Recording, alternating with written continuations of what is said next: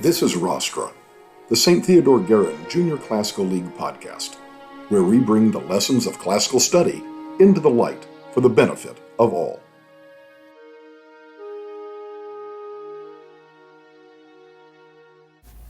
Welcome back to Rostra. We've got return guest Helen Koch with us today with, I certainly don't want to suggest that any of the other topics we've ever had were not exciting. I think they were all exciting and good. This may be one of the most exciting, perhaps one of the strangest topics we've had on Rostra. Helen, what are you talking to us about today? The cats of Rome. The cats of Rome. I think if people think about the monuments of Rome, the 7 hills of Rome, the gods and emperors of Rome, the cats of Rome. What exactly are you talking about? So if you go to Rome, Italy, all around there are, different ruins and stuff, all these ancient temples, buildings, but living inside these ruins are just a bunch of stray cats.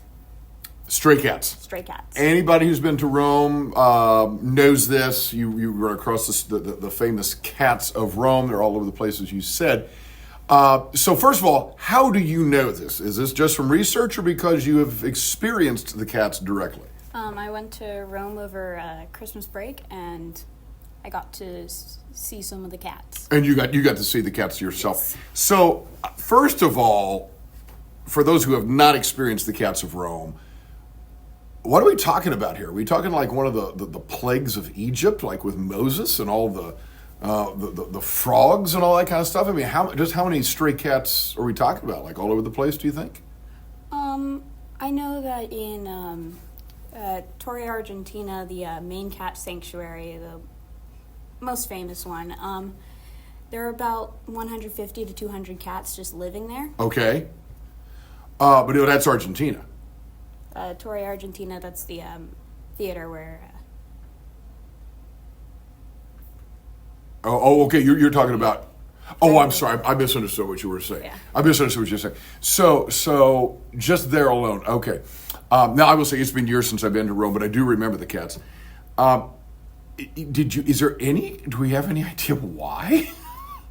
So cats have always been just around Rome, ever since ancient times, because they're useful for catching mice and just helping keep the pests under control. And so with Torre, Argentina, the main cat sanctuary, it was excavated around 1929, and as soon as it was excavated, a bunch of cats moved in.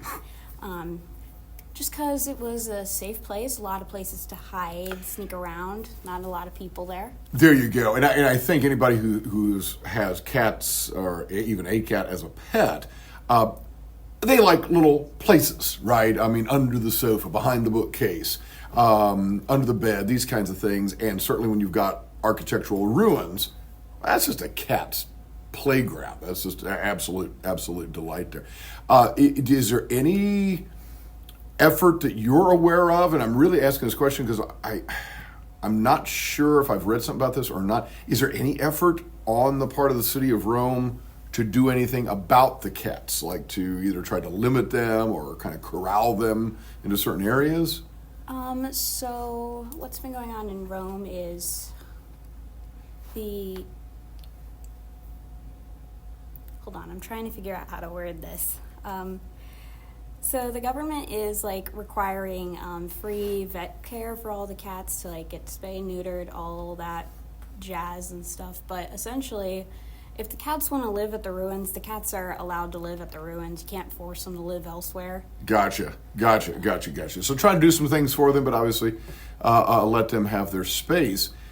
You made a point, going back to antiquity. Obviously, cats are useful for keeping down the small critters, the mice and these kinds of things. Do you have any sense at all? And I'm going to hope that the answer is no to this. Do people today, as they go to Rome and see these cats, does anybody try to take the cats? Do you know? I'm not sure. I know that they have some adoption programs set up. Oh, they do? Okay. With Yeah, with trying to get some of these cats in the nice living homes. Oh, well, that's nice. Yeah, that's really nice. I think it's fun to think about. Obviously, human beings lived in these buildings when they were not ruins, when they were brand new temples and government buildings of ancient Rome and so forth. But even though they're ruins today, there's still life going on there. It's still the life of the cats. Are there other animals that are running around and kind of hanging out in and around the ruins in addition to cats, or is it really just felines? If you count pigeons, there are definitely a lot of pigeons. A lot of pigeons as well. A lot of pigeons. Yeah.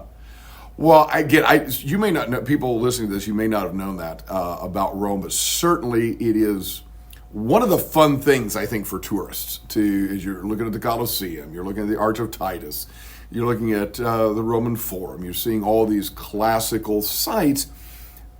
There's a little cat that comes out maybe and rubs around your leg, and just the neat aspect of that kind of adds as the tourist experience there. Now, when you were in Italy, did you go elsewhere? Well, it's a two-part question. Did you go elsewhere besides Rome? And if you did you encounter cats there as well? So while we were in Italy, we swung by Pompeii, and oh my gosh, there were so many cats just running around, huddled in these corners.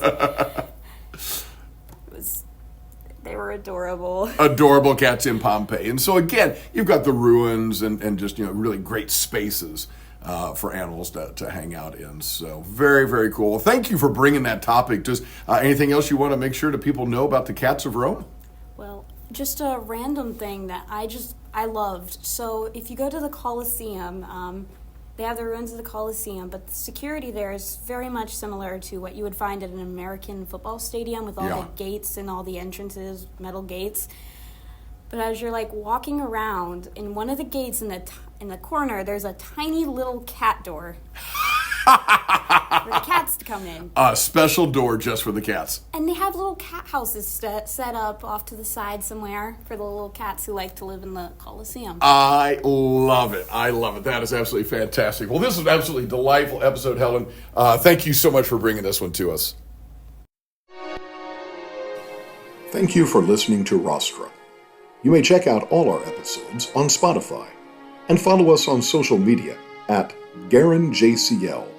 That's at GuerinJCL.